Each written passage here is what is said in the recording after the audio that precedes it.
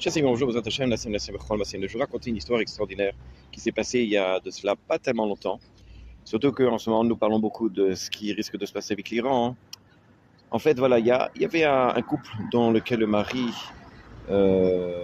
commerçait.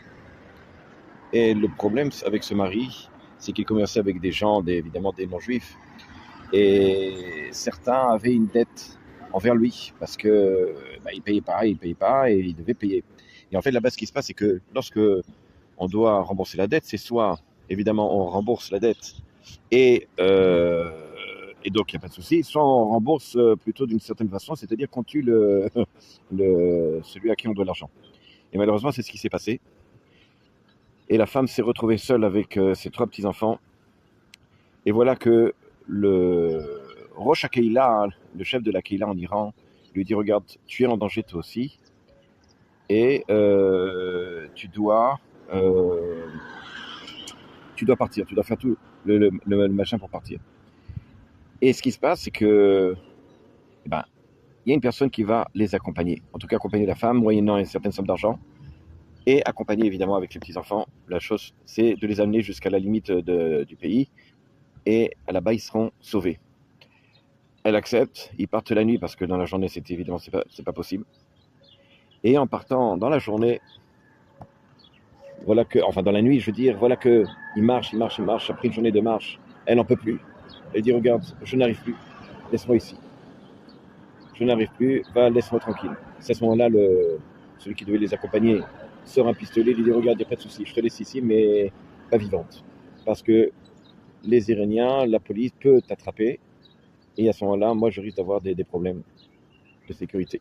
Donc c'est soit tu restes ici mais morte, et soit tu viens et tu continues.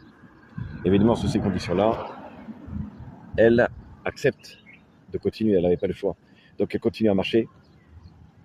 Et voilà qu'après une journée et demie harassante, elle voit l'endroit doit passer par une montagne, un chemin étroit et même dangereux. Elle dit, moi je ne passerai pas là-bas. Je ne veux pas continuer là-bas, je suis épuisé, je n'en peux plus. Tu sais quoi? Eh bien, tu fais comme tu es, mais j'avancerai plus. Je lui dis, il n'y a pas de souci. À ce moment-là, il sort un couteau. Et elle le regarde, il dit, mais attends, pourquoi avec un couteau? Tu as sorti un pistolet la dernière fois. Il lui dit, regarde, je t'ai sorti un pistolet la dernière fois parce que tu es loin du Gvoul, de la limite de la limite du pays. Mais maintenant, on est tout à côté. Et moi, si je fais du bruit, je risque d'avoir des problèmes. Elle, évidemment, non, mais moi, je ne veux pas mourir comme ça. Donc, c'est à ce moment-là que, effectivement, elle décide de continuer le chemin. Et elle continue le chemin pendant encore pratiquement une journée. Et à ce moment-là, ils arrivent à la limite. Il dit, voilà, maintenant, vous êtes en sécurité. Évidemment, pendant tout ce chemin-là, elle n'a pas arrêté de le maudire de tout le monde. Et c'était... à ce moment-là, il lui donne l'argent, il dit, allez, va aller à la Zazel, va-t'en, et laisse-moi toi, et toute ta famille, et tout ça, etc., etc. C'est à ce moment-là qu'il prend l'argent, mais il lui dit, je veux pas ton argent, reprends-le. Il enlève son déguisement, et elle se rend compte qu'en face, c'était un juif religieux. Il dit, mais je comprends pas, pourquoi vous êtes déguisé, pourquoi je me déguise, c'est comme ça. Et tout ce que tu as dit comme malédiction, honnêtement, j'ai jamais vu quelqu'un qui a autant de mots, et je sais pas que dans un dictionnaire, il y avait autant de mots. Mais c'était pour te sauver. Et évidemment que j'allais pas te tuer. Et au Hachem, cette femme-là avec les enfants était sauvée. Ce que l'on retire ici, ce que l'on enseigne ici, c'est que très bientôt, Akadosh Baruch Hu, il va enlever son déguisement, si on peut dire comme ça. Et on va être étonné, quoi, c'est toi Akadosh Baruch Hu? Des épreuves dans la panassa, des épreuves dans la santé, des épreuves. Oui, il va dire Hachem. Toutes ces épreuves-là, toutes ces choses-là, je les ai faites parce que c'est pour vous sauver, pour vous tenir le plus en vie. Ou sinon, vous risquez de partir.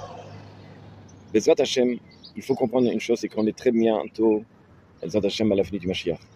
Et tout ce qui se passe en ce moment, les difficultés, il faut comprendre que Akol est tout pour le bien.